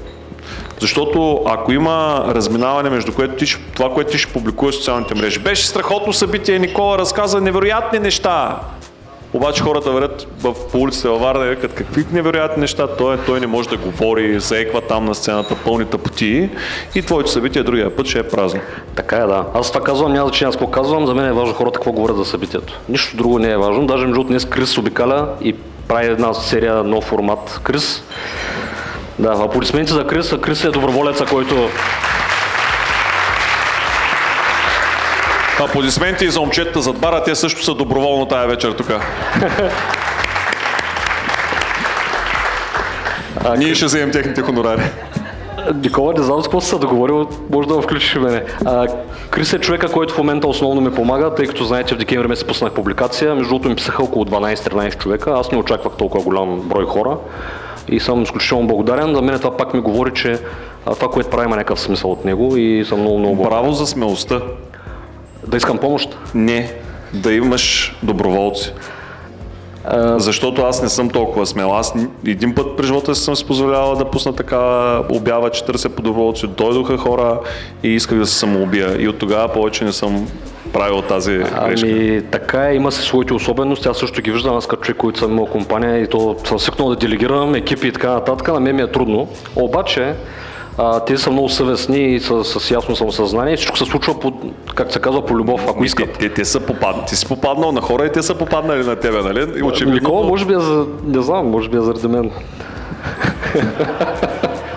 Ама виж, добре ти се развива събитието. От как ме покане, както се казва, не можем да твърдим обратното, но също не можем и да сме сигурни, че не е заради мен цялата работа. Шегувам се, разбира се. Добър се. Сега, тъй като накъся доста времето, искам да ти задам 2 въпроса. Ако искаш сега да пуснем гласуването, дали хората искат да продължим още 1 час? Искате ли още 1 час? Добре, който не иска да си тръгват, всички другите да останат. В интерес на истината, аз така се надявам, че напред във време ще имам възможност с по-дълъг формат да поговорим, тъй като имаш доста сериозен опит, който можеш да споделиш. Може да направим експеримент 8 часов подкаст. Дай да проверим колко е най-дългия подкаст, който съществува в света. Някой може ли да провери? Докато ти ми задава следващия въпрос, да не чакаме се. Сега, така ще мине малко тривиални въпроси, 2-3. Те не са много тривиални. За мен менторството е много важно нещо. Остава ли ти време да менторстваш и ти имаш ли ментори? Много е специфично това с менторстването. Аз имам, как се казва, тези, които ти менторстваш. менти. Младеж, да, хората, които... Аз имам 2 дечица, с които работя, но истината е, че може би или аз не съм добър ментор, или просто съм прекалено заед в момента. Може би когато ти си ментор, трябва да имаш времето да го направиш това нещо качествено. Аз имам грях към тях, те дойдоха при мен, довериха ми се, казаха, искаме нещо покрай тебе да правим. Аз измислих веднага един проект, който да им възложа, но не съм най-добрия ментор и малко страдам заради това, честно си признавам. Напоследък обаче открих концепцията и я препоръчвам на по-възрастните тук в аудиторията. Няма да си дигам погледа, че ще погледна някой и той ще каже, оле, това с мен не му предвид. Открих концепцията за така наречения reversed mentor. Reverse ментор е някой, който не е по-голям и по-опитен от теб в бизнес или в там начинанието, в което ти си търсиш ментор, а е доста по-млад и всъщност да апдейтва за иновациите. Reverse ментор може да е някой на 14-15 години, който ти говори за Discord, който ти говори за MrBeast, който те апдейтва за всички нови неща, които се случват в света, защото с напредването на времето хората забиват в конкретни теми, плюс това технологиите се развиват толкова бързо, че ние изоставаме. Аз и ти вече сме възрастни и бързината, с която ние наваксваме технологиите, признай си го, че е така. Аз се признавам, че вече не мога да насмогна на всички чат платформи, на всички социални мрежи. Така че, това и имаме нужда от такива. Аз съм много щастлив, че моя син, по-големия, който е на 14 години, е моя reverse ментор и той постоянно ме апдейтва какво се случва в света. Едно време беше лесно, мирката и толкова. Точно така. Беше много добре. И ти ли бе, ела се сби ми сега. Сега са между другото, сега децата не са толкова агресивни, няма такива постоянни призиви да се бият и да се убиват и така. Окей. Какво мислиш за ти си средно аритметично на 5 души, с които комуникираш? Аз съм средно аритметично на 5 души, с които комуникирам. Или общуваш, твоята среда. Доколко е важна за теб средата? Смяташ ли, че е важна? Разбира се, че е важна средата. Сега въпросът е тази среда, виж, този въпрос не е релевантен за мене и ще кажа защо. Аз имам изключително широк спектър от хора, с които общувам, от хора, които познавам от 30 години, с които съм съученик от първи клас и това ти говоря активна комуникация, постоянно. Айде да не е всеки ден, ама през ден, през два, до хора, които са на бизнес ниво и правим бизнес заедно. Аз просто съм такъв, комуникирам много и постоянно с хората, така че аз трябва да търся средно аритметично между 500 човека, с които общувам, а не с 5, защото аз не мога дори да ги назова кои са тия 5. Аз много които общуваш най-много. Виж, те се променят. Сега заради Balkan E-commerce Summit общувам с конкретни 5. После, след това ще започнем друг проект и аз ще дам повече време на нещо друго, там ще са други 5. Така че не мога да ти отговоря категорично. Вероятно да, но не знам. Добре, окей. Финален въпрос, тъй като ще има възможност да задавате въпрос с слайдо. Това е финалният въпрос към теб. Мислиш ли, че може да се прави успешен бизнес в България и в частност извън София? Тъй като самият ти живееш в Русе и всичко това нещо го организираш от Русе. С уточнението, че аз не изкарвам нито една стотинка от Русе. Няма значение, ти си в Русе. И когато последно ми се обадиха да ме попитат дали искам да ставам кандидат за общински съветник, което беше тук скоро, и аз категорично отказах, им казах, първо общината Русе да се поинтересува аз какво се занимавам и че аз съм инвеститор в град Русе, не съм просто живущ, защото аз изкарвам пари извън Русе и ги инвестирам в Русе, защото живея в Русе, семейството ми живее в Русе и така нататък. Изключая този факт, аз смятам, че няма никакво значение къде си локиран, ситуиран. 21 век и 2024 година ти предлага условия да изкарваш пари и да правиш успешен бизнес навсякъде по всяко време. Стига ти да имаш уменията и знанията как да го правиш. И ако трябва да кажат да или не, да, може да се прави бизнес. Има много доказателства за хора, които правят успешен бизнес. Това с къде си, какво правиш, къде си физически локиран е малко от живелица. Пак да не се връщам към други бизнеси успешни от града, ама примерно и те, ако се направят статистика, това, че те са позиционирани в град Варна, не означава, че цялата им продукция и бизнес се реализира в град Варна. Ние говорим за глобалност на бизнеса, глобалност на нещата въобще генерално. Аз ако съм инфлуенсър с 400-500 хиляди последователи от цял свят, има значение къде живея. Аз всъщност ще живея всеки ден на различно място, да речем примерно инфлуенсър или Всъщност и твоя бизнес, нали? Твоя е фиксиран заради общността, която се опитваш да създадеш. И аз даже щях да те питам, ако беше мой гост в моя подкаст, защо Varnapreneurs? Защо не Globalpreneurs? Защото е игра на думи и по принцип има, може да бъде Zarapreneurs, може да бъде Rusapreneurs, може да бъде... Чудесно, ама ти сега ще трябва да развиваш всеки един по-отделно. Истината е, че моята мечта е повече хора да правят това нещо в собствените си градове. Няма как да обикаля мечки навсякъде. Не, виж, аз ти го зададох този въпрос с презумпцията. Аз съм почнал, както разказах, от продава успешно в Румъния, после го променихме на продава успешно в Румъния и Гърция, сега сме на Balkan. След някакви години ще сме на Global e-commerce Summit. Освен да ме поканеш да направим Balkanpreneurs. Може. Аз имам такава идея, обаче ще я споделя в друг подкаст. Добре. Аплодисменти за Никола. Сега...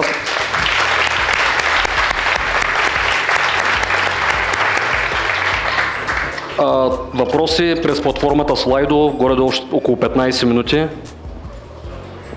Има доста въпроси.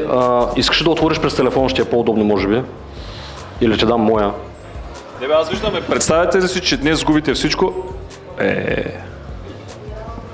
Да, губите всичко. Как бихте започнали пак от нулата? Сега ще ми е много по-лесно, ама в момент сега тук губя всичко, социалният ми капитал влиза ли в това всичко? Ти иноватор. Кой зададе този въпрос? Да. И социалният си капитал съм загубил. Социален капитал, уточнявам, това са хората, които познаваш всички контакти, връзки. Без тях ще ми е много трудно, защото аз честно казано съм започвал от нулата, когато си тръгнах от онлайн, от бизнеса с строителни дейности. Всъщност не е вярно това нещо с нулата, защото нали, ти винаги ползваш някакъв капитал, винаги ползваш хора, които познаваш, някакви знания, умения. Бих започнал с това, заради което сме се събрали. Честно казано, бих създал някаква общност, бих създал социален капитал първо, защото той е много важен. Защото всеки един от вас тук, ако сме 300 човека, познава други 300 човека и сега аз не съм много добър по математика, но това прави много голяма цифра. Тези 300 човека познават други 300 и така нататък. Няма да ще използвам думата пирамидално, но ще прозвучи като някаква схема, че искам да направя, но бих изградил първоначално някаква такава социална мрежа, социален кръг от хора, които да сме си взаимно полезни и оттам нататък бих развивал всеки следващ бизнес. И всъщност, може би най-важното, което съм запазил през всички тези трансформации, които съм правил, е точно това, контактите и хората, с които аз общувам, защото той си гледа в телефона, явно вече не му е интересно какво говори. Пишеш въпроси, не? Но сега, примерно, Христомир е такъв пример, аз с него се запознах по време на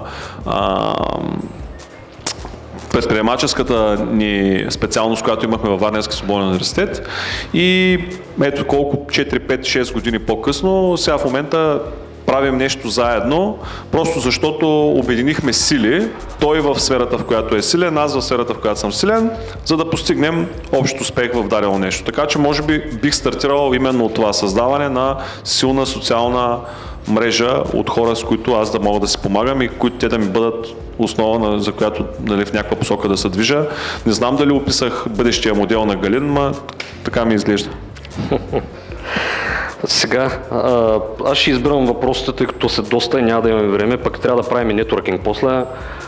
Сега... Искам да отговоря на този за негативните... Кой е този?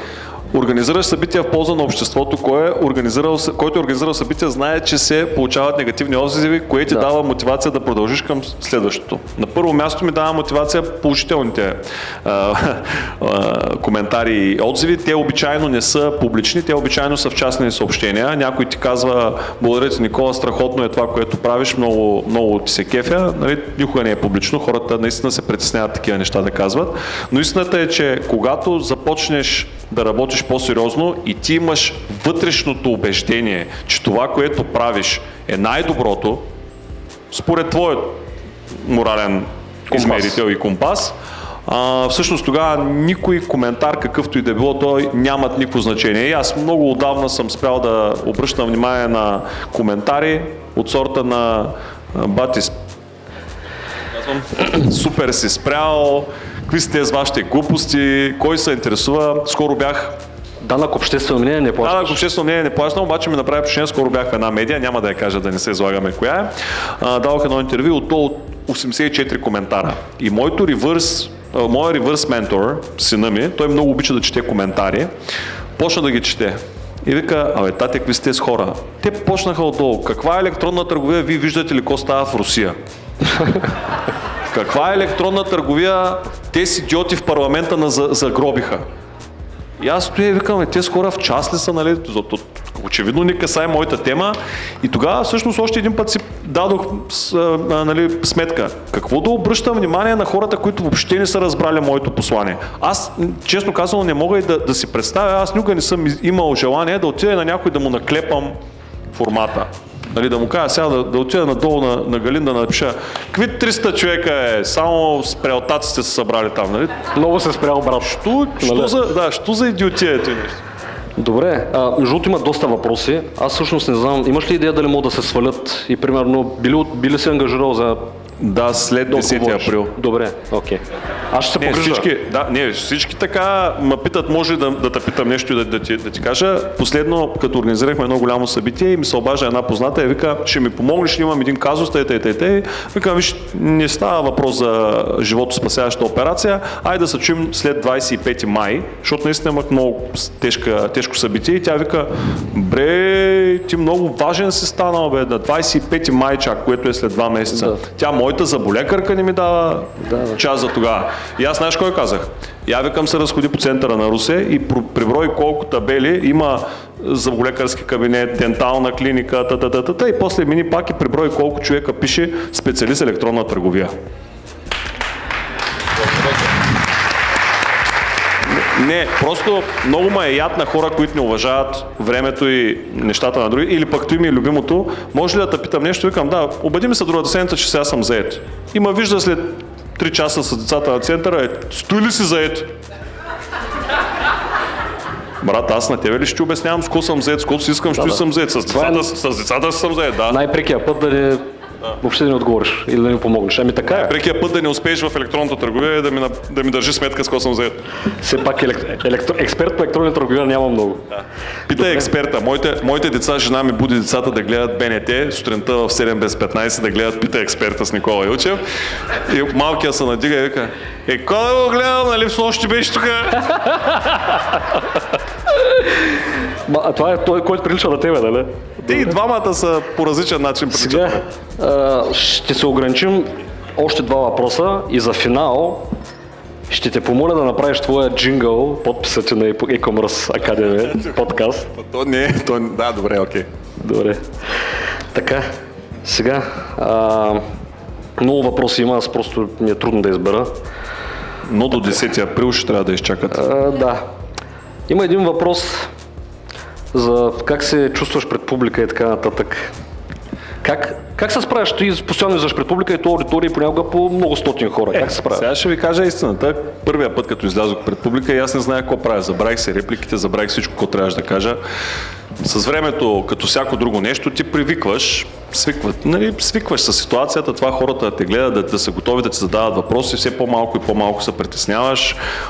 Още повече, когато ти вече изпитваш самочувствие като експерт в дадена област и няма от какво да се притесняваш. Сега, ако ме питате как работи двигателя на автомобила, с който дойдох от Русе, но тук ще ви кажа, че не знам.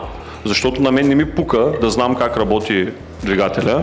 Аз не претендирам да съм инженер двигатели с вътрешно горене. Така че нямам проблем дори да си призная, че не знам. Нямам притеснения, но както казах и преди събитието, докато си говорихме, аз много често се чувствам тук по-добре, отколкото долу сред хората, поради простата причина, че аз много отдавна на такива публични места всъщност предпочитам да е по-тихичко, да може да си чуем разговора.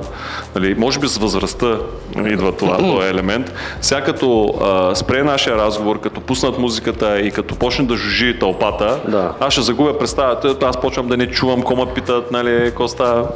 И затова ми е по-приятно тук, честно казвам. Това с възрастта? От възрастта. Добре. Сега въпросът е от Габриела. Успявате ли да съчетавате личен и професионален живот и как? Или при успелите хора едното е за сметка на другото? Съчетавам ги перфектно. Тази сутрин станах Абсолютно съм сериозен, не се шегувам. Аз съм Home Office. 2022 година края взехме решение, че ликвидираме офис и всички ще сме Home Office и правим срещи в заведения с всички, с които работим заедно. Си правим срещи онлайн или в заведения. Аз съм Home Office.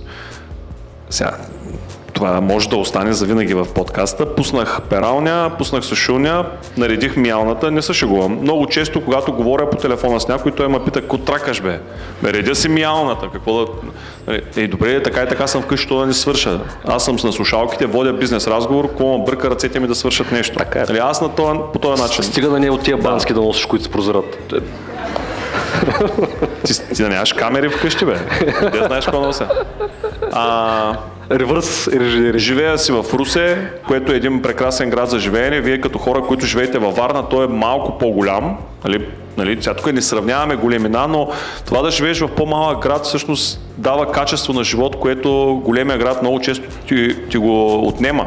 Това да тръгнеш от единия край на града, да закараш децата си за 7 минути до другия край на града на училище и да се върнеш и да започнеш работен ден е страхотно. В моя случай дори, понеже жена ми работи, тя тръгва по права линия, оставя децата и отива на работа, тя ги кара сутрин, аз имам ангажимент след обед, след обед или да ги събера за някаква тренировка, дори много често е така за разходка ходя на магазин, много хора ще кажат, няма ли онлайн търговия за тебе да пазаруваш продукти? Ми е интересно да взема децата, отиваме, правим си майтап в магазина, продукти, някакъв начин на забавление наш. Нямам никакви проблеми с съчетаването на личния живот и професионалния живот, защото, пак казвам, моя бизнес е в джоба ми, в телефона ми и лаптопа ми отзад. И мен страданието ми, примерно, ако много пъти се е случило да ме питате как си оставяш лаптопа, ти го откраднат. Мен страданието ми не е в самия предмет, а това, че ще ме объркат работа, докато си възстановя пароли там, докато се настроя всичко да си меете. Аз зато не си сменям лаптопа в момента, защото знам, че ще ме отнеме някакво време да си пренастроя всичко, да си ми изглежда като икони и като всичко. Така че нямам проблеми с съчетаването. Добре, благодаря ти. Както обичам да казвам, тук е много важно. Сега, надявам се да не ми завиди някой, защото съм малко суеверен и като ми завидят ще ме урочасат, но аз съм успял да стигна до един етап, в който мога да си правя каквото си искам. Винаги съм искал да мога да си правя каквото си искам, но в един момент от живота осъзнах, че за да можеш да си правиш каквото си искаш, трябва да направиш това, което трябва да направиш. Аз успях да направя това, което трябва да се направи, за да мога да си правя сега каквото си искам и в случая правя две неща. Каквото си искам и каквото жена ми каже.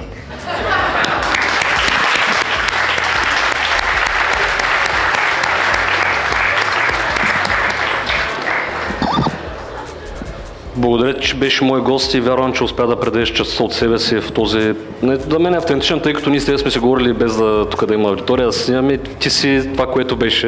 По принцип. Той хора ли имаш, аз не ги забелязах? Да, имаш доста опити, така, не ги забеляза хората. На мене ми е приятно. Дошли са почти 300 души да те гледат тази вечер, така че... Супер! Аплодисменти още веднъж за Никола.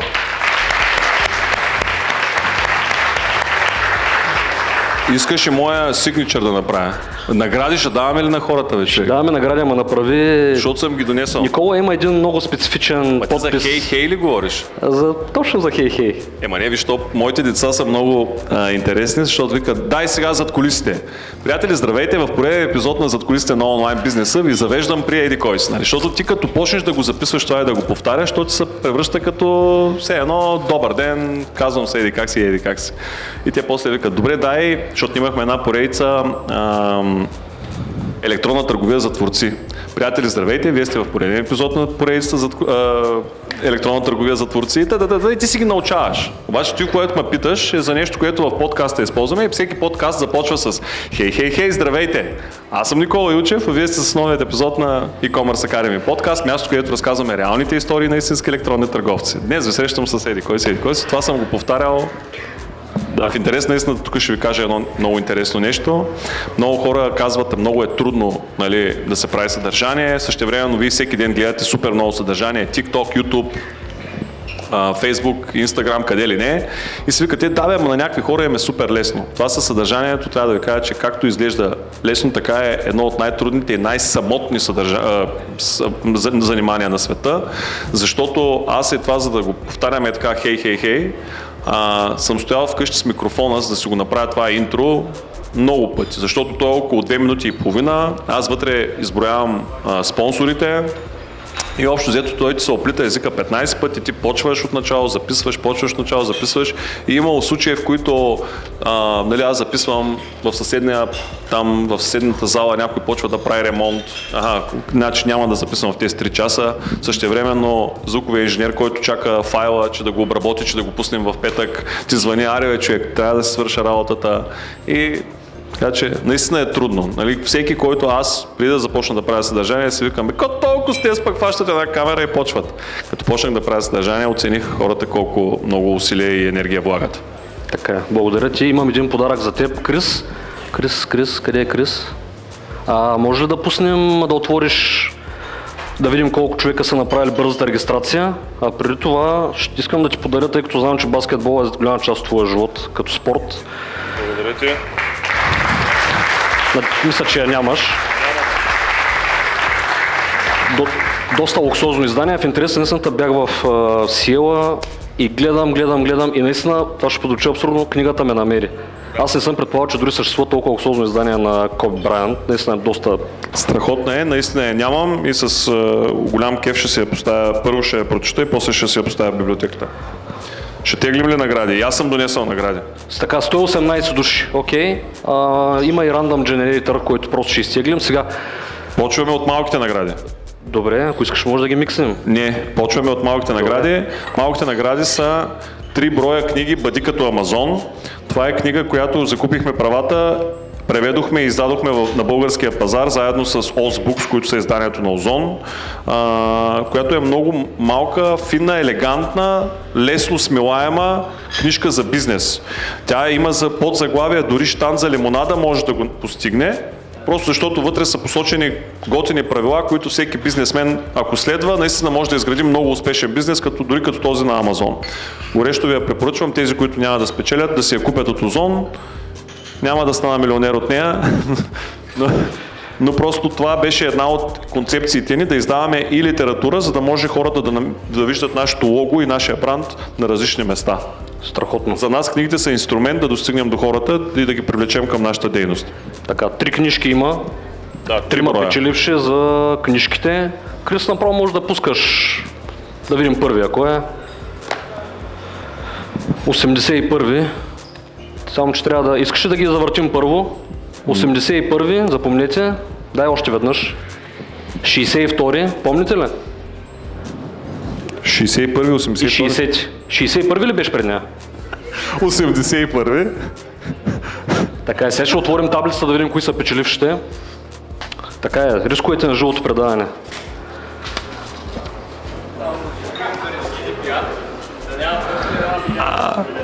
GDPR. Може ли няколко съвета? Аз ще ги изпратя 10 април. 10 април. 10 април.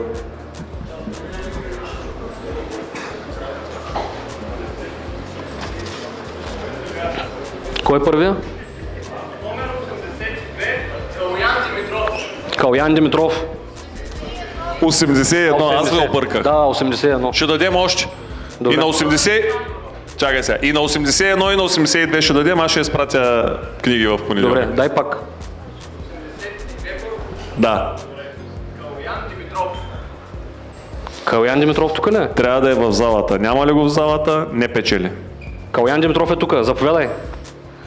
Давай 81. Дай 81, да. Добре. Оттам. Ти ли ще ги даваш, аз да ги давам? Ти ще ги дадеш. Книжките. Не, чакай сега. Добре, айде, ще дадеш. Да не ги изваря. Да. После 62. И 60 ли беше? Да. Ники къде е? Окей. Заповядай. Да се направим една снимчица. Да се снимат. Благодаря ти. 62. Симона Александрова. Симона Александрова. Той кой номер е? 62 ли е това? Добре, дай 62. А81. Дай 62. Извинявай, че те се намесиха на малко. Ти ще пращаш още награди, така че... Няма проблем, бе. Ти как ти... Едно кашонче можеш да пратиш. Между другото, докато... Айде, наградете се и ще кажа нещо. Заповядай. Благодаря. Крис? Борис Желев.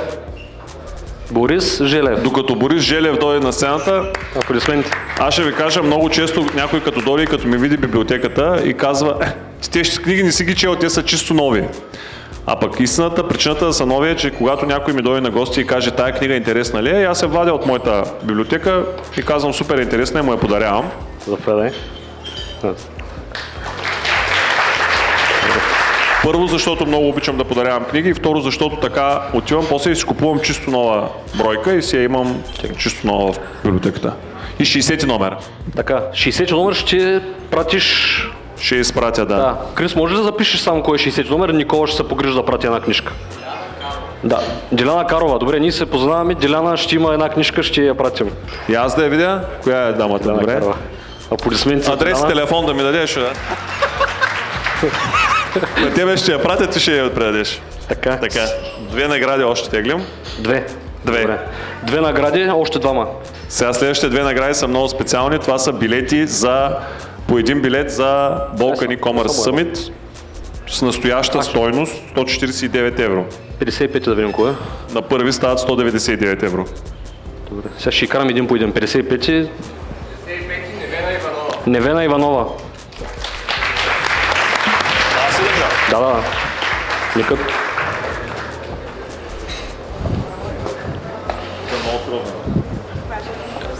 Така ли?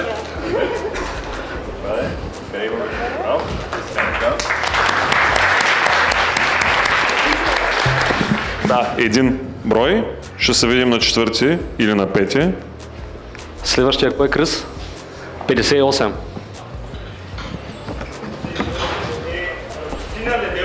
Радостина Неделчева. Точно тъй. На събитието трябва да има повече хубави жени, така че добре, че отидоха при жени. Ето кой ще ходи на събитие на Balkan e-commerce Summit. Чак аз започнах да ви завиждам.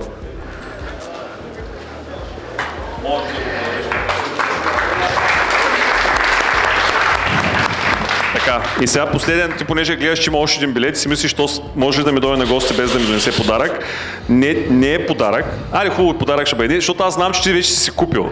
Той беше един от първите, които си купиха билети, защото бяха ефтини на времето. Не, знаеш ли защо си купих билет? Не, сега ще ти кажа, ето бяха ефтини. Истината е, че когато някой приятел ме кани някъде, и обикновено повечето приятели казват, брат, нещо ефтиничко, нещо подстъпка. Аз казвам така, аз ще платя пълната цена, защото вярвам в това, което правиш и искам да те подкрепя. Така че, ако билетите бяха и по 200 евро, аз пак ще я си купя, защото силно вярвам, че това, което ще направиш, ще бъде изключително полезно. Наистина така. Сега тук мога да се пошегувам и да кажем, да беше изчакал да станат по 200 евро, тогава да си купя. Добре, виж, ето аз официално искам да ти дам още един, за да дойде някой с тебе на събитието. Благодаря. Чай, дай си да се снимам. Фотографа не го видях да снимам. Пък сега е модерно да се снима за билети. Добре. Един има и за тебе. Ще го добавим към твоя, който вече си закупил и вече ще сте комплект. Да. Благодаря ти много, че беше. Аз също благодаря. Благодаря на всички, които отделиха от времето си тая вечер, за да ме изслушат.